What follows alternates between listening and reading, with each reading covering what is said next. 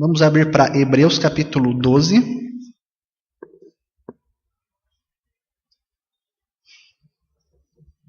Hebreus capítulo 12, versículo 28 e 29. Por isso, recebendo nós um reino inabalável, retenhamos a graça, por meio da qual sirvamos a Deus de modo agradável, com reverência e santo temor. Porque o nosso Deus é fogo consumidor. Oremos. Senhor Deus, pedimos mais uma vez que o Senhor abra o nosso entendimento para compreendermos a nossa palavra, a Tua palavra, para compreendermos a nossa posição como servos e adoradores do Senhor, para que nós possamos fazer tudo para a honra e a glória do Teu nome. É o que nós pedimos em nome de Jesus. Amém. Estou retomando o tema de 2 domingos atrás, domingo antes da Páscoa, sobre o culto. A palavra de Deus fala em 1 Timóteo, capítulo 3, versículo 14 e 15. Paulo escreve assim: escrevo-te estas coisas, esperando ir ver-te em breve, para que, se eu tardar, fiqueis cientes de como se deve proceder na casa de Deus, que é a igreja do Deus vivo, coluna e baluarte da verdade. A igreja é a casa de Deus.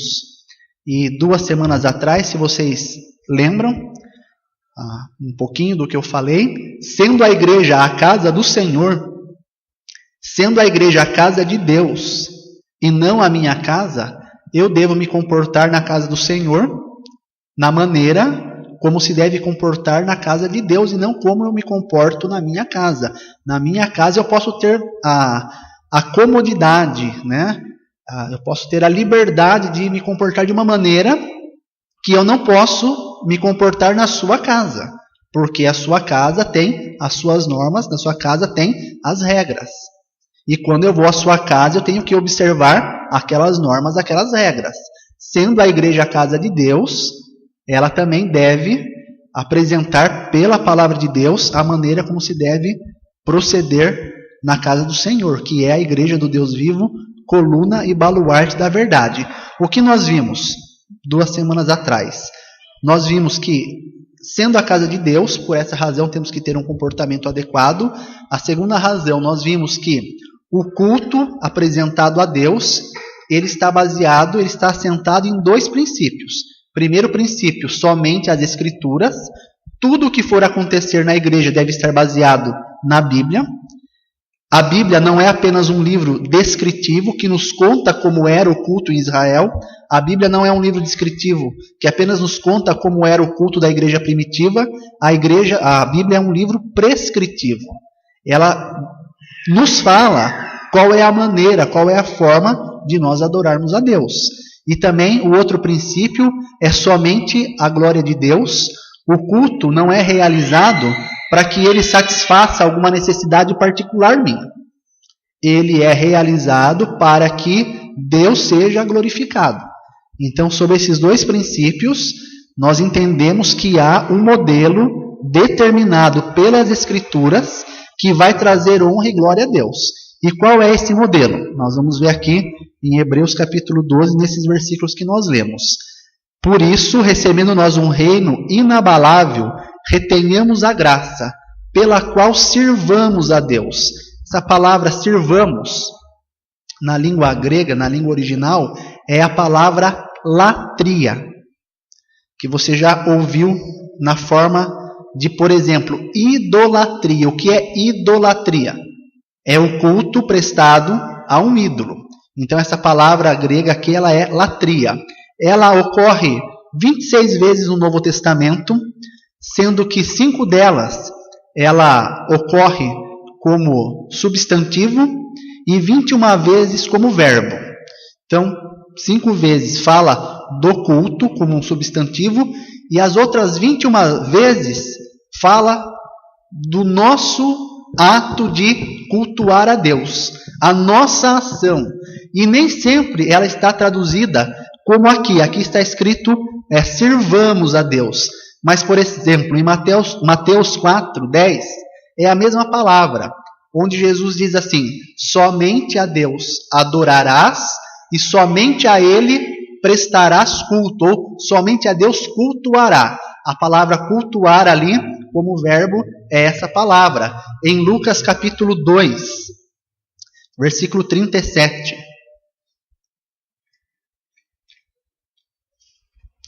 Lucas capítulo 2, versículo 36 e 37.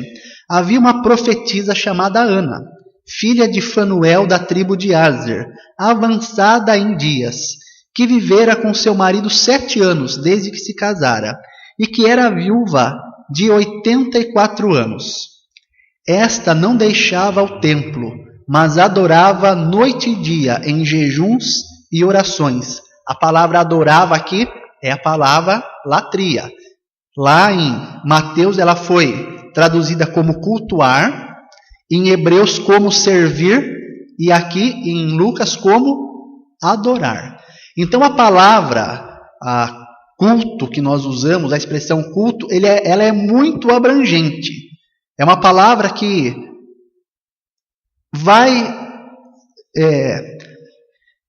ela atinge todos os aspectos do que acontece no culto.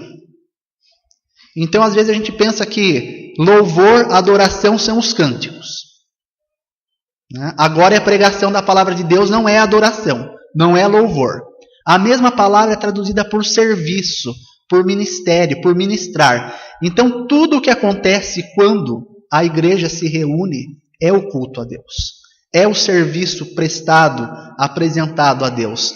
Daí aquela questão que eu já mencionei numa outra ocasião. O que é mais importante, os cânticos ou a pregação? Ambos são igualmente importantes, porque ambos constituem o culto, o serviço, a adoração a Deus. Então tudo faz parte do que nós estamos apresentando a Deus. Por isso nós não podemos menosprezar um, e priorizar o outro, ou elevar a outra parte do culto como sendo mais importante. Não, os cânticos são mais importantes, a pregação é secundária, ou o contrário. Os cânticos não são tão importantes, a pregação é que é a principal. Não. O culto é o conjunto de elementos que nós prestamos a Deus. Envolve cânticos, envolve orações, envolve a pregação da palavra de Deus, envolve muitas vezes os irmãos compartilhando as coisas que Deus tem feito na vida.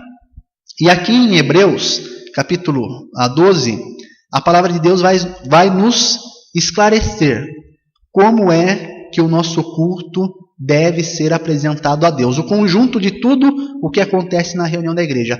Como é que ela deve ser apresentada a Deus. Então, só para a gente entender um pouco o pano de fundo de Hebreus, Hebreus é um livro de transição teológica. O que havia acontecido? Israel falhou, rejeitou o Messias, ele foi entregue, crucificado, ressuscitou. Atos capítulo 2 começa a igreja. A igreja não era Israel, a igreja não tinha o culto judaico.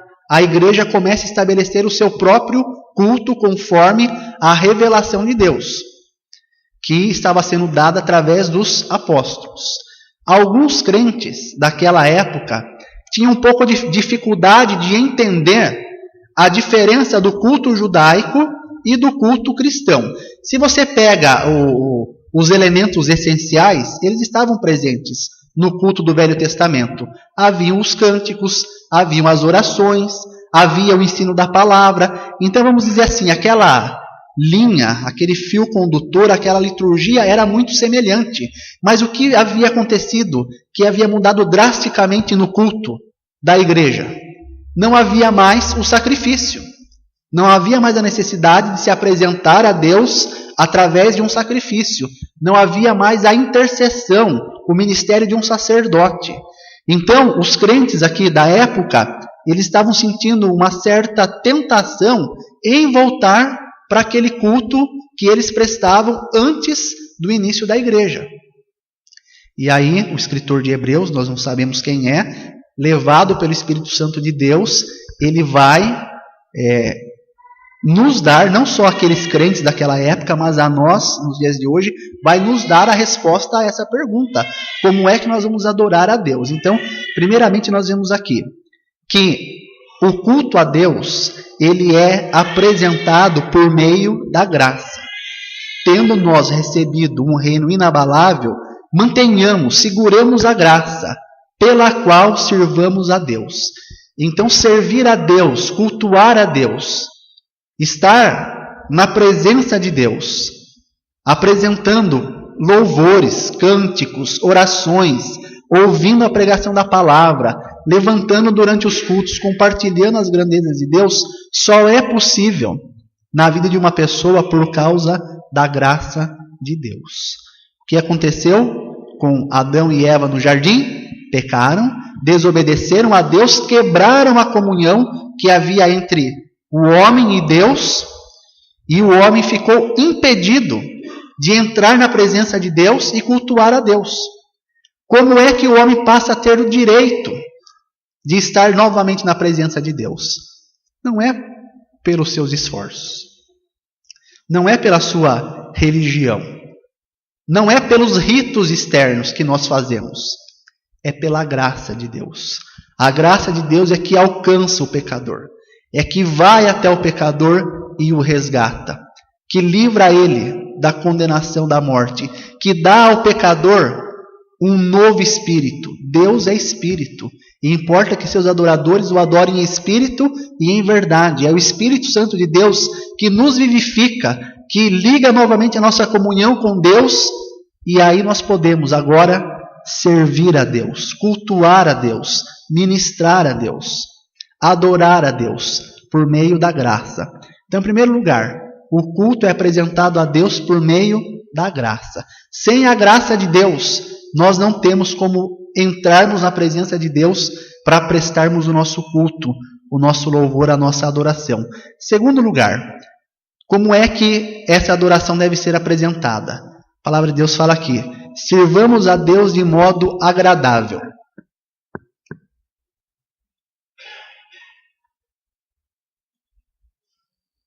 Essa palavra agradável, ela tem o sentido de ser aceitável. Sirvamos a Deus de uma maneira aceitável. Fazendo uma relação ainda com o culto do Velho Testamento, porque era um dos temas aqui de Hebreus, como é que se dava o culto no Antigo Testamento? Era mediante os rituais do templo. A pessoa que queria se aproximar de Deus, cultuar a Deus, tinha que fazer isso por meio do templo, por meio do sacerdote, por meio das ofertas. Então, quando alguém ia até o templo para adorar, para cultuar a Deus, uma das coisas que ele precisava fazer era levar até Deus um sacrifício, um animal, para que fosse sacrificado. A gente não vai ler, eu falei isso a semana passada.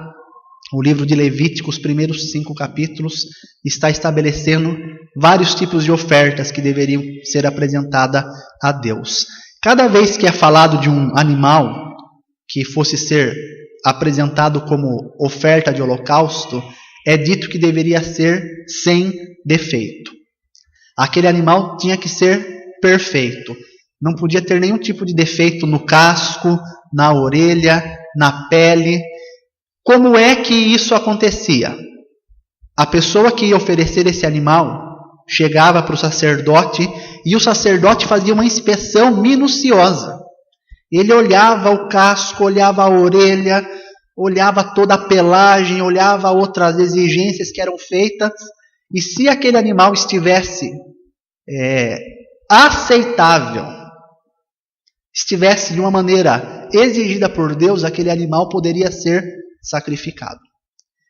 Aquele animal era morto, era partido no meio, era feito todo aquele trabalho que é descrito em Levítico, de separar os órgãos internos e tudo mais, e aquele animal era levado para o altar de holocausto. De vez em quando eu e o Marcelo a gente conversa, a gente fala que deveria ser semelhante a uma churrascaria, né? Não era, né? A gente brinca bastante. Não era por quê? Porque o que faz o cheiro da carne gostoso num churrasco é o tempero, né? É o sal grosso, é o tempo que você deixa ali assando. era diferente o holocausto. O holocausto era colocado sobre o altar, literalmente sobre uma grelha mesmo, né? Lá, para ser queimado e consumido até o final, né? Até quando você lê lá, o sacerdote ele tinha um instrumento lá de metal para ir mexendo até que tudo queimasse, caísse e virasse cinza. Então não tinha o cheirinho de churrasco. Do ponto de vista humano, o cheiro era ruim. Já fez um churrasquinho e deixou cair um pedaço de carne na brasa lá? Não cheira gostoso, né? O cheiro é ruim. Então, do ponto de vista da perspectiva humana, o cheiro não era bom. Mas quando aquele animal preenchia os requisitos pré-estabelecidos por Deus, o sacerdote examinava ele, falava, olha, está de acordo. Ele era sacrificado. Quando ele era colocado no altar de holocausto, a Bíblia fala que a fumaça subia até os céus e que Deus aspirava, ele cheirava aquela fumaça, obviamente que é simbólico, é só para nós termos um entendimento. Deus aspirava aquela fumaça e fala que era um aroma de cheiro agradável. Do ponto de vista humano, não era agradável aquele cheiro, porque era cheiro de carne queimada, de osso queimando. Do ponto de vista humano, o cheiro não era bom. Mas do ponto de vista de Deus, ele fala, o cheiro era um aroma agradável, era um cheiro suave. Gênesis capítulo 8 fala da saída de Noé da arca. Fala que quando Noé saiu da arca, ele levantou um altar, versículo 20, Gênesis 8, versículo 20. Levantou Noé um altar ao Senhor, e tomando de animais limpos e de aves limpas, ofereceu holocaustos sobre o altar. Holocaustos, esses sacrifícios queimados. E o Senhor fez o quê? Aspirou o suave cheiro. Quer dizer o quê? Aquela oferta, ela foi recebida, ela foi aceita por Deus. Servir a Deus é servir a Deus de um modo aceitável, de um modo que preencha as especificações pré-determinadas por Deus. Vamos olhar Hebreus capítulo 13.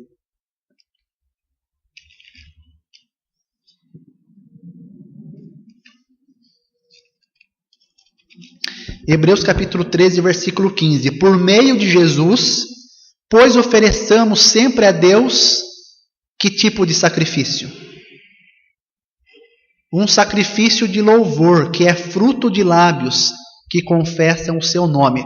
Nós não oferecemos holocaustos, nós não oferecemos aqueles tipos de sacrifícios propiciatórios, expiatórios, que eram realizados no Antigo Testamento. Jesus, ele já cumpriu tudo isso na sua morte.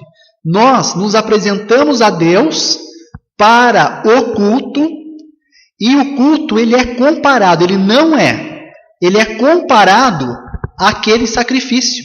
Ele não é aquele sacrifício, mas ele é comparado àquele sacrifício. O que nós fazemos aqui deve chegar na presença de Deus de uma maneira que ele aspire e o nosso culto seja aceitável a Deus. Há culto não aceitável a Deus? Exemplo bíblico. Caim e Abel. Olha, quando você lê o capítulo 4 de Gênesis, a Bíblia fala, Caim pegou o melhor do fruto da terra. Caim não pegou o resto. Caim não pegou fruta, verdura, legumes, passado, né? Não foi assim, eu tenho que dar uma oferta para Deus, já que essa manga caiu do pé, então eu vou pegar ela caída, batida aqui e vou oferecer a Deus. Não. A Bíblia faz questão de dizer, Caim pegou o que havia de melhor na terra. O fruto do seu trabalho. Ele foi zeloso. Por que Deus não aceitou então? Porque Deus havia estabelecido que aquela oferta fosse um sacrifício de holocausto. E Caim não apresentou um sacrifício de holocausto. Ele apresentou a Deus aquilo que ele julgava que era apresentável a Deus. Se a gente estuda o livro de Levítico, nós vamos ver que mais tarde foram incorporados no serviço, no culto do templo, oferta de grãos, oferta de líquidos, foram elaboradas ofertas de comida, manjares, literalmente a palavra, cadê a Maria que fala italiano? O que é manjar em italiano, Maria? Não é comida? Né? Comer, comida, vem do verbo de comer. Posteriormente, as ofertas de comida foram colocadas no templo, foram realizadas no templo, mas eram ofertas com outro significado, com outro propósito. A oferta que representava a nossa reconciliação com Deus sempre teve que ser a oferta de holocausto, de sacrifício, de morte, de derramamento de sangue. E por essa razão, Deus não aceitou a oferta de Caim, porque não preenchia os requisitos estabelecidos por Deus.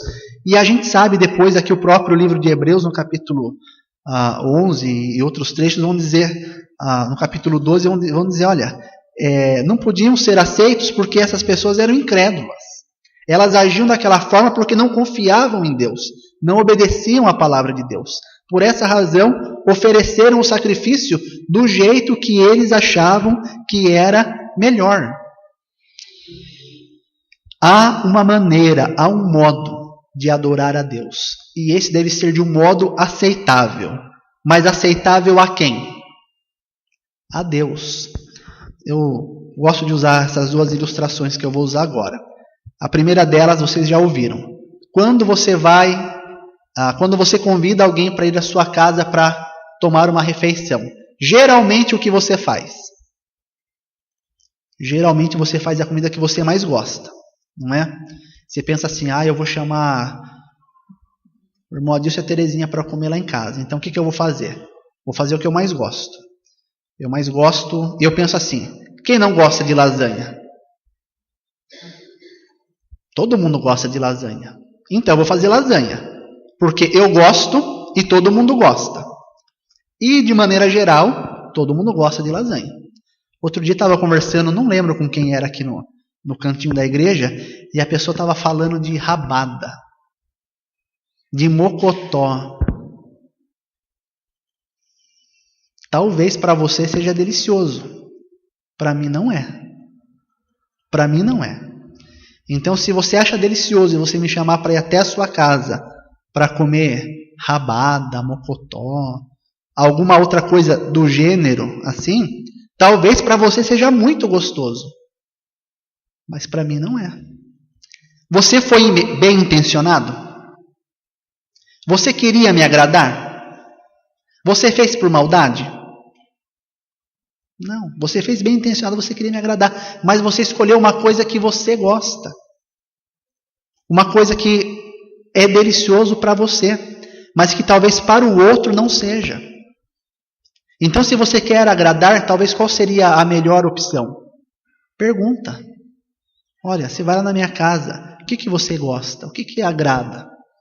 Para mim é bastante fácil, né? Eu não sou uma pessoa muito exigente com coisas de comer. Só não pode ser essas coisas mais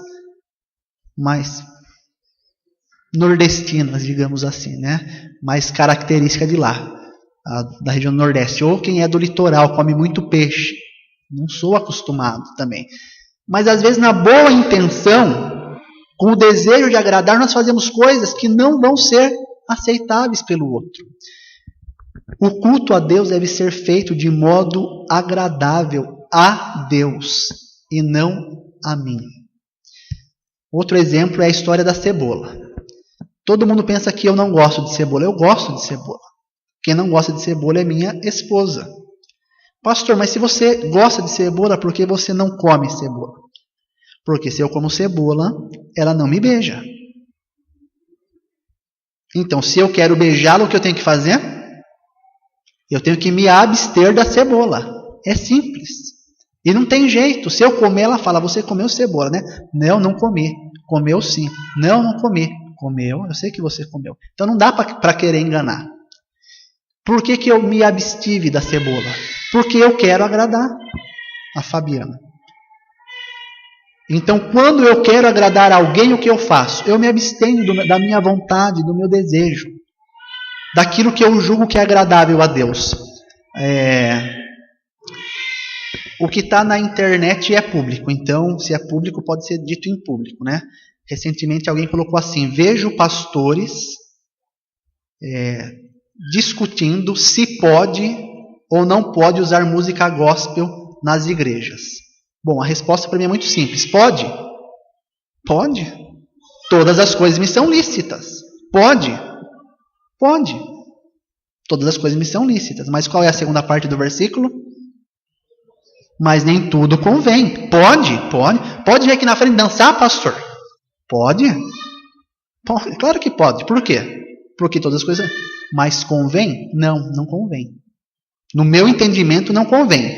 Então a questão não é se pode ou se não pode. Eu acho que a questão é: convém? Acho que devemos mudar o verbo ali de poder para se é conveniente. Aí a segunda parte do texto fala: como se pudéssemos alienar o gosto de Deus ao nosso gosto. E aí é um argumento, né, uma faca de dois gumes. Porque se eu não posso alienar o gosto de Deus ao meu gosto, o que isso faz? Com que uma outra pessoa também não possa alienar o gosto de Deus ao gosto dela, não é verdade? Aí é de dois gumes. Se eu não posso alienar o gosto de Deus ao meu gosto, o Jaime também não pode alienar o gosto de Deus ao gosto dele. E aí é onde nós ficamos. Então, se eu não posso alienar o gosto de Deus ao meu gosto, você também não pode alienar ao seu gosto. E aí? Então nós não vamos ter culto, gente. Porque se é só uma questão do que eu gosto e por isso eu faço, você não gosta, você não faz, nós ficamos sem maneira de cultuar a Deus. Daí é vir para a palavra de Deus. Vamos servir a Deus de modo agradável. Nós vamos oferecer a Deus um culto que Ele vai aceitar. E quem determina isso? É Ele, obviamente. Não sou eu. É Ele. Mas eu posso ter instruções da palavra. Eu posso entender se eu estou adorando a Deus em espírito e em verdade. Se aquele culto de fato é espiritual ou é um culto levado pela minha carne, pelos meus sentimentos, pelas minhas emoções. De novo, se aquele culto está agradando a Deus ou ele é feito para que preencha as minhas necessidades. Então, nós devemos adorar a Deus de modo agradável. Pastor, você acredita que lá no céu a gente vai cantar cantor cristão? É a pergunta de quem quer pôr você em xeque. Não acredito que nós vamos cantar cantor cristão no céu. Ficou decepcionado comigo? Não acredito que nós vamos cantar o cantor cristão no céu. Então por que você canta na sua igreja? Gente, céu é céu. Minha igreja é minha igreja. Não confunda. Lá no céu a Bíblia fala que nós vamos ter um novo cântico. Talvez a gente cante os salmos, né? Não sei. Talvez, não sei. Mas nós vamos ter cânticos dados por Deus, colocados nos nossos lábios. Mas eu não estou lá ainda. Até lá eu vou usar aquilo que eu entendo que são letras que glorificam a Deus, que edificam a igreja, que instrui a igreja, que ajuda a gente a conhecer a Deus. É o que nós vamos fazer. Então a questão não é se lá no céu nós vamos cantar ou não. A gente está na terra. Lá no céu não vou reger. Não vou tocar. Lá no céu nós vamos adorar a Deus de uma maneira perfeita. Então a nossa preocupação deve ser, enquanto estamos vivendo aqui na terra, qual é o modo agradável? Qual é o modo aceitável? Como é que eu vou oferecer o meu louvor a Deus com uma consciência tranquila? Eu sei que eu estou oferecendo a Deus. E os itens aqui do texto vão nos ajudar a entender se aquilo que nós estamos fazendo é aceitável ou não a Deus. Então, sirvamos a Deus pela graça. Sem a graça de Deus não há como servir a Deus, adorar a Deus, cultuar a Deus de modo agradável e com reverência. Aqui nós começamos a entender um pouco mais. Reverência. Essa palavra reverência, ela literalmente quer dizer com respeito a uma hierarquia. Há vários trechos no Antigo Testamento, Gênesis 17, versículo 3, 24, 26, 33, 7, 18, 50, depois Êxodo capítulo 18, Miqueias capítulo 6, versículo 6, onde a pessoa ela está falando não em relação à presença de Deus. Alguns sim, mas outros não. Que uma pessoa, o exemplo disso é Êxodo 18, quando Moisés ele volta de resgatar o povo no Egito e ele encontra o sogro dele, Jetro. E a Bíblia fala que quando ele vê Jetro, o que ele faz? Ele cai com o rosto em terra, ele se prostra diante do sogro dele. O sogro dele era alguém que merecia algum tipo de adoração no sentido divino? Não. Mas hierarquicamente falando, o sogro dele era uma pessoa merecedora de respeito. E como é que isso era feito? Através do se prostrar com o rosto em terra. Então essas referências que eu mencionei, de Gênesis, Miqueias, está falando justamente sobre isso. Era um sinal de sujeição, reconhecimento da grandiosidade da pessoa frente a quem você se encontrava. Isso acontece nos dias de hoje? Acontece. O Brasil não tem uma monarquia, mas países que têm monarquia. O que as pessoas têm que fazer na presença do rei? Até os dias de hoje. Elas têm que, claro, não de uma maneira como o Abraão fez, de cair com o rosto em terra, como Moisés, mas elas abaixam, fazem um movimento de joelho, elas abaixam diante daquela pessoa. Por que aquela pessoa é divina? Porque ela deve ser cultuada? Não. É só uma expressão do quê? De reverência, de respeito. Eu reconheço que essa pessoa está investida de autoridade. Outro dia a gente conversava também, e nós falávamos do pensamento ocidental versus o pensamento oriental. E como eles são divergentes, na nossa cultura, e também Provérbios fala isso, não é totalmente só da nossa cultura, mas uma das maneiras que nós expressamos respeito não é se curvando, é fazendo o quê? Está lá no tribunal, vai entrar o juiz, o que é pedido que se faça quando o juiz entra? Que todos, que estão presentes façam o quê? Se coloquem em pé. Em sinal do quê? De reconhecimento da posição que ele exerce naquele tribunal. Quando eu era pequeno, que eu estudava, que eu ia para a escola, já falei para os irmãos que eu ia para a escola e estudar era outra coisa. Quando o diretor entrava na sala de aula, o que a gente fazia? Quem é dessa época? O diretor entrava, todo mundo ficava em pé, não precisava falar nada, O professor ensinava no comecinho do ano, ficava em pé. Em sinal do quê? De respeito, de reverência àquela autoridade. Então a palavra reverência aqui literalmente é se prostrar, é se debruçar, reconhecendo a grandiosidade de quem Deus é. Então nós temos que adorar a Deus com esse sentimento. Quem Ele é? Ele é o Senhor do universo. Ele é o Rei dos reis. E nós, miseráveis pecadores, que se não fosse pela graça de Deus, não poderíamos entrar na presença de Deus. Mas Ele nos tem dado a sua graça e nós podemos entrar. Então como é que nós vamos entrar na presença de Deus? Com reverência. Lembra a história de Esther? Esther era a rainha. Ela podia entrar quando ela quisesse na presença do rei? Não, mas ela era esposa. Mas ela não podia. Ela tinha que agir como qualquer outro cidadão. E lembra como é que ela foi entrando na presença do rei? Como é descrito? Fala que ela foi entrando no palácio, se curvando, até que ele estendeu o cetro e concedeu a audiência. Isso é para nós termos uma ideia. do que é adorar a Deus de maneira reverente.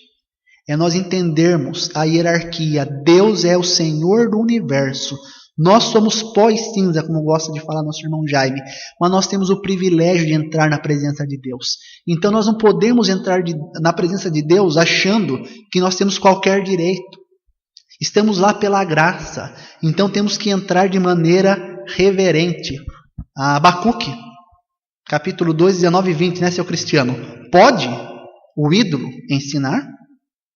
Ai daquele que fala o pau e a pedra, ensina. Aí o versículo 20, o Senhor, porém, está no seu santo templo.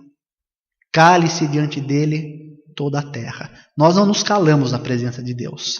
Nós expressamos nossa gratidão através das orações, através dos cânticos. Mas o sentimento deveria ser esse, como lá em Lucas capítulo 18, aquele homem que reconhecia a grandiosidade de Deus e não ousava sequer proferir nenhuma palavra. Reverência, reconhecimento de quem é Deus. Lembra lá em Êxodo, capítulo 3, quando Moisés está buscando as ovelhas e de repente ele olha e vê uma sarça pegando fogo? O que Moisés pensa? Ele fala, isso é uma maravilha. Que coisa incrível. Nunca vi isso. O fogo está lá, mas a sarça, o arbusto não se consome. O que Moisés fala? Eu vou chegar bem pertinho para ver. E quando ele vai chegando perto, o que Deus fala para ele? Moisés, pare aí. Fique na distância. E também tira a tua sandália, porque o solo que você está pisando é solo santo. Reverência.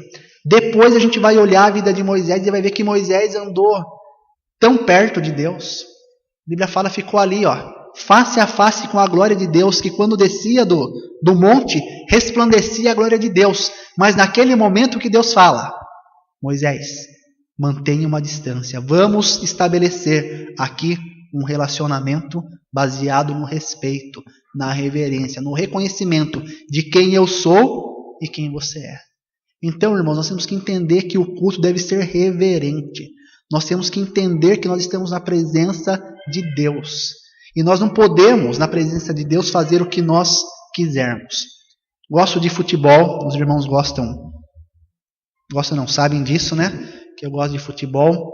Tudo é uma questão de perspectiva. Mas vocês lembram quando o Brasil ganhou a Copa de 2002? Que eles foram lá no Palácio do Planalto, lá, encontrar com o presidente da época, o Fernando Henrique? Lembram disso? Lembram o senhor Vampeta, o que fez lá? Lembram ou não? Saiu lá na rampa, lá, virando cambalhota, né? O Fernando Henrique meio constrangido, sem saber o que fazia, bateu palma para ele, né? Olha, gente, é atitude diante de uma autoridade, né? Eu já fui em Brasília acho que 2 vezes. Tenta subir aquela rampa lá, né? Tentou subir lá, vem os oficiais que ficam lá de guarda e imobilizam você lá, ali, põem você no chão ali. Por quê? Porque há um respeito, uma hierarquia. E nós, irmãos, temos que entender que o culto tem que ser reverente. Nós temos que entender quem é Deus. Marcelo, a Karen, o Mauro, outros aqui que já estiveram em tribunal, sabem de todo... não fugiu a palavra agora, de todo o procedimento, de todas as exigências, né, que a pessoa deve, como a pessoa deve proceder, está diante de uma autoridade humana. E nós, na presença de Deus, nós temos que ter reverência. Não é uma questão física, de nos ajoelharmos e deitarmos no chão. É uma questão espiritual.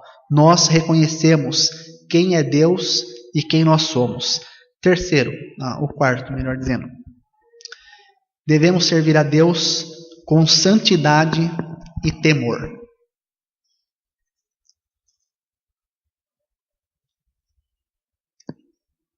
Um dos atributos de Deus é santidade. Santidade é separação. Deus é um Deus santo, separado de toda forma, de toda aparência de pecado. E quando nós vamos adorar a Deus, a nossa adoração deve refletir o caráter de Deus. Lembra? Não é o que eu quero, é o que Deus quer. Então, o culto deve ser um culto separado. Deve ser um culto diferente do que se pratica em outros lugares que não estão servindo e adorando a Deus. Ezequiel capítulo 44.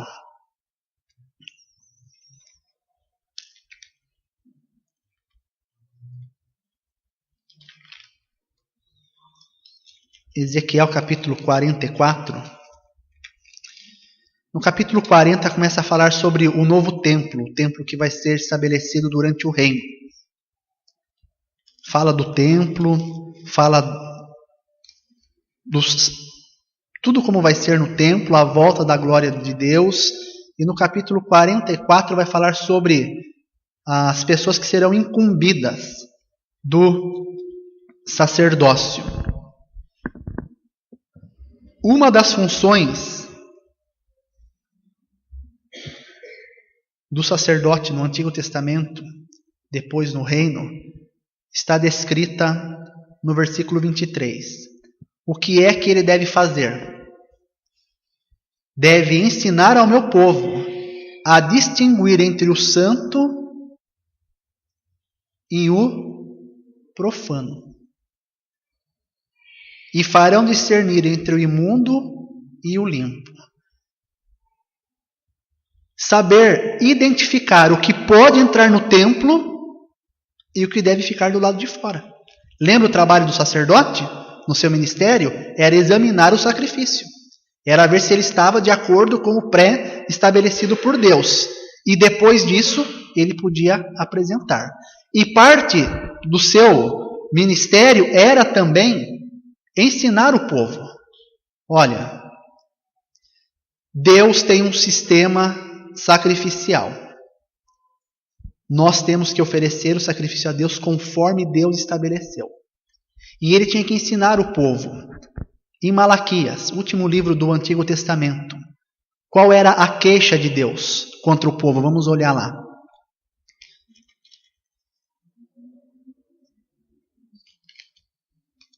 Último livro do Antigo Testamento.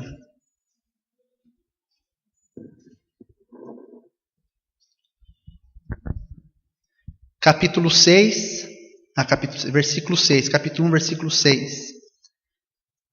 O filho honra o pai e o servo ao Senhor. Se eu sou pai, onde está a minha honra? E se eu sou Senhor, onde está o respeito para comigo? Onde está a reverência para comigo? Diz o Senhor dos Exércitos a vós outros, os sacerdotes, que desprezais o meu nome. E vós dizeis, em que temos desprezado nós o teu nome? E aí ele fala, ofereceis sobre o meu altar pão imundo, e ainda me perguntais, em que te havemos profanado? Tem uma relação essa palavra, profanar aqui com profano, de Ezequiel? Tem. Nisto que pensais, a mesa do Senhor é desprezível. Quando trazeis animal cego para sacrificardes, não é isso mal? E quando dizeis o coxo ao enfermo, ou quando trazeis o coxo ou enfermo, não é isso mal? Ora, apresenta ao teu governador. Acaso terá ele agrado em ti? E te será favorável? Diz o Senhor dos Exércitos. Deus está dizendo assim, ó, vocês estão pegando aquilo que não é aceitável e estão trazendo para o culto. E Deus propõe um teste humano. Qual é o teste humano que Deus propõe? Leva para a sua autoridade humana e vê se a autoridade humana aceita isso. É aquilo que a gente chama de pergunta retórica. Uma autoridade humana iria aceitar um pão embolorado? Iria aceitar um animal cego? Um animal coxo? Um animal doente? Não. Não iria aceitar. E Deus fala, vocês vão trazer para o culto e vão esperar que eu aceite. Eu nunca tinha ido numa formatura uma colação de grau secular, nunca. Assisti muitas lá no seminário, lá em Curitiba, né? E a gente faz o convite, e o convite fala assim, sessão solene de colação de grau. E aí você cria uma imagem. O que é uma sessão solene? É uma sessão onde há decência, ordem, né? Onde há todo um cerimonial. E eu ficava com aquela imagem na minha cabeça, sessão solene de colação de grau. Me formei, fui várias vezes lá para o seminário, depois assisti sessões solenes. E depois de um tempo, a Fabiana e eu, nós voltamos a estudar. Chegou a época da nossa formatura, pegamos os convites da formatura. Adivinha o que falava no convite de formatura? Sessão solene de colação de grau. Eu, ingênuo, né? Pensei assim, que legal, sessão solene de colação de grau. Vai ter toda aquela formalidade, todas aquelas músicas solenes, clássicas, sérias, né? Vai ser tão lindo, todo mundo entrando em fila de beca lá. Vai ser linda a cerimônia. E aí eu vou para a sessão solene de colação de grau. Alguns irmãos aqui foram, né, na colação de grau da Fabiana na época. Lembram da sessão solene, né? Lembro da trilha sonora, né? Lembro dos formandos entrando em fila, tudo dançando, chacoalhando a mão, assim, lembra? Lembram disso? Fulano é chamado para receber o grau lá, ia dançando, aí pegava o diploma, saía. Olha, era tudo menos sessão solene. Quando você ouve a palavra solenidade, é isso que vem na sua mente? Irmão, talvez esteja errado, então eu preciso ser corrigido. Solenidade é isso? A palavra não traz um sentido de uma coisa séria, formal, não é? A ideia aqui é a solenidade diante de Deus. Depois, né, a Fabiana se formou, eu continuei indo para a faculdade ainda. Era outra faculdade diferente. Nós conversamos com a coordenadora do curso e ela nos explicou o seguinte. Uma empresa ela é contratada e ela que cuida de todo o cerimonial. Então, a universidade, de uma certa forma, ela fica meio que isenta do que acontece lá. Então, a trilha sonora, uma série de coisas é escolhida pelos formandos naquelas reuniões lá. Mas a gente conversou a esse respeito e por isso que eu não convidei os irmãos quando eu me formei para ir na minha, porque eu não queria expor vocês aquilo. Não era necessário, né, que vocês fossem expostos àquilo lá que a gente... E aconteceu na minha também. A ideia é solenidade. Não dá para aceitar. Se a coisa é solene, então tira o nome solene dali, não tem problema. Pode fazer. Só coloca a sessão, né, tira a palavra solene, ali, aquela coisa assim, respeitosa, não tem problema. Daí, pelo menos a coisa reflete a realidade. Mas aquilo, chega a ser para mim abismal, chocante, não casa uma coisa com a outra. Por quê? Porque eu tinha um parâmetro do que era uma sessão solene. E aí eu vou para uma outra que usa o mesmo termo, sessão solene, e é muito diferente. Eu fiquei meio confuso do que, né? O que é solenidade? Solenidade é uma formalidade. E aqui Malaquias fala, nós fazemos relaxadamente para Deus. Nós estamos pegando o sentido da solenidade do culto, que já foram solenes no passado, e estamos fazendo o que aconteceu lá. A palavra solene só aparece, mas ela não se concretiza no culto. Não há mais aquilo que fala lá em Ezequiel 44, 23, não há mais uma distinção entre o que é santo e o que é profano, entre o que é separado e aceitável a Deus e aquilo que é pão imundo, aquilo que é animal coxo. A gente acha, pode levar, pode pôr no altar e Deus vai aceitar. Deus fala, leva para os seus magistrados e vê se eles vão aceitar. Pergunta retórica, eles vão aceitar? Não vão aceitar. Então, se eles não vão aceitar, se o mundo não vai aceitar, Se algumas pessoas vão dizer, olha, isso não é solenidade. Não é Deus que vai aceitar, irmãos. Então o culto ele deve ser santificado. Ele tem que ser separado. Ele tem que ser diferente do que é o mundo. Eu já usei essa ilustração, vou usar de novo. Na frente da minha casa, faz frente para a minha casa, era o fundo de um barracão. O barracão funcionou várias coisas lá, e numa ocasião no barracão foi uma igreja. Um dia eu estava na frente de casa fazendo algumas coisas, passaram alguns menininhos de bicicleta. E um falou assim para o outro, você viu que legal? Abriu um bailão aqui. Por que ele disse isso? Porque o que ele ouvia, sem ver, fazia com que ele lembrasse daquilo, e não do culto a Deus. Lembra lá em Êxodo, capítulo 32, quando Moisés está no monte, e ele está junto com ele, está Josué, e Josué fala assim, olha, eu ouço lá alarido, parece que está tendo guerra lá embaixo. E Moisés fala o quê? Está tendo, mas é dos derrotados. Por quê? Porque o povo estava lá cultuando o bezerro de ouro. Então o culto a Deus deve ser santificado, deve ser separado, deve ser diferente daquilo que o mundo faz. Se as pessoas passarem por um local e eles ouvirem, eles devem saber, ali é culto, ali é adoração a Deus. Deve ser claro. Estou na dúvida, o que será que é? Eu acho que é um bailão. Ficou na dúvida. Por quê? Porque há uma aparência daquilo. Por quê? Por que tudo isso, pastor? Porque Hebreus termina dizendo no versículo 29, porque nosso Deus é um fogo consumidor. Eu quero terminar usando 2 exemplos. Quando Deus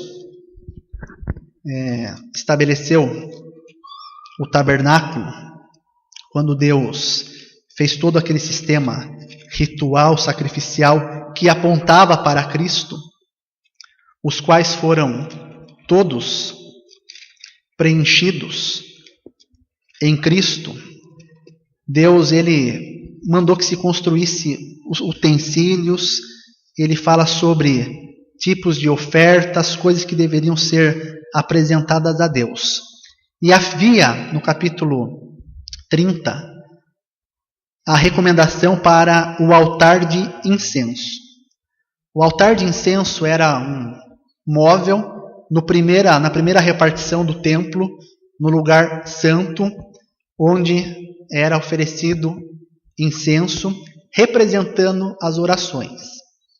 Lá em Lucas capítulo 1, era isso que Zacarias estava fazendo, apresentando uma oferta de incenso. E do versículo 34 até o final, ali, versículo 38, nós não vamos ler, Deus fala de como deveria ser feito o incenso.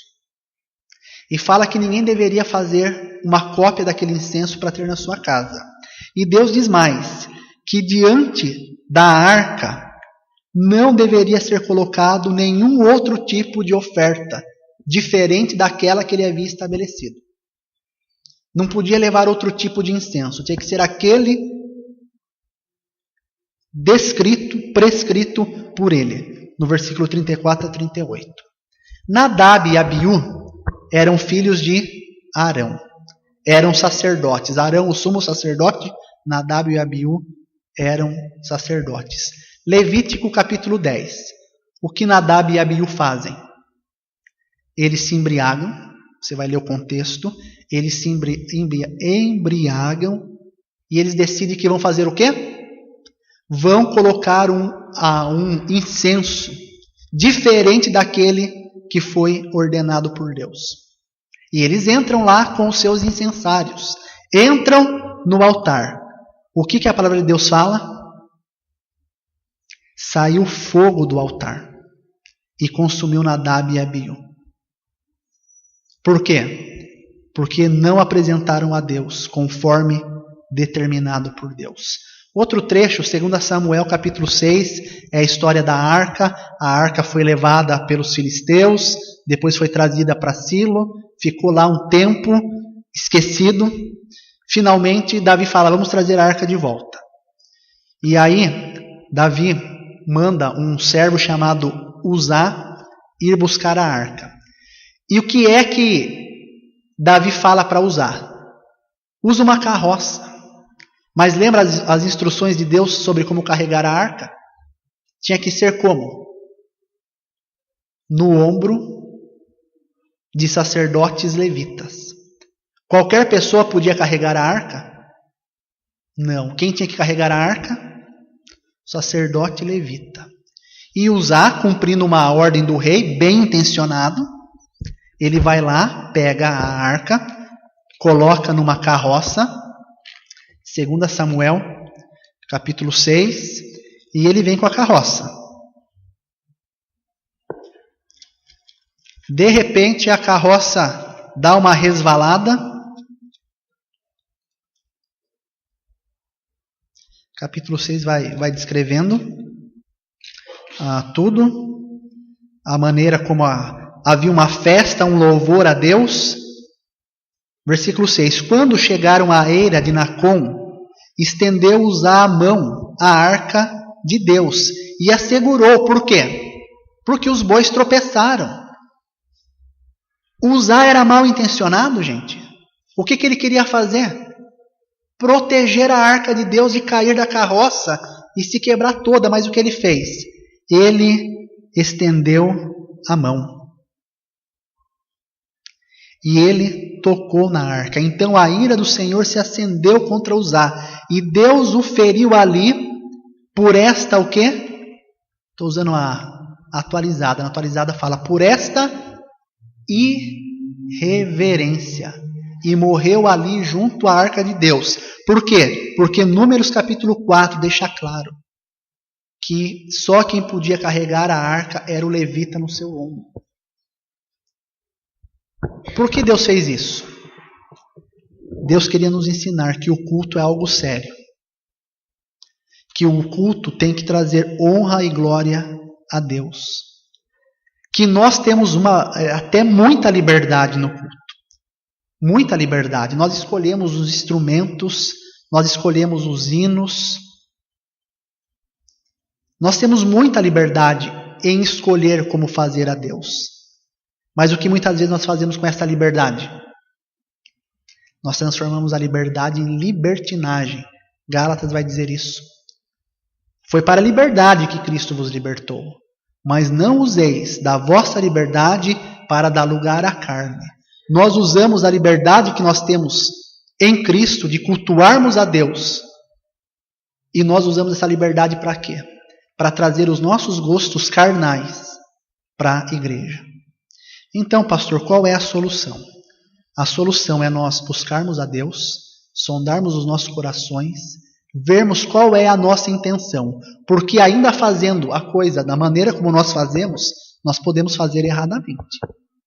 Nos gloriarmos, acharmos que somos melhores do que outros porque fazemos assim e eles fazem diferente. Nós temos que ficar alerta, mas nós temos que, acima de tudo, buscar um culto que agrada a Deus. Eu tenho que sair daqui com a sensação, não de que o culto satisfez as minhas necessidades, mas com o sentimento de que o melhor foi colocado na presença de Deus, pela graça de Deus. Que eu me aproximei de Deus de uma maneira adequada, com reverência, reconhecendo quem Ele é, e com santidade, separado não só do pecado, mas da aparência das coisas do mundo. Vamos orar.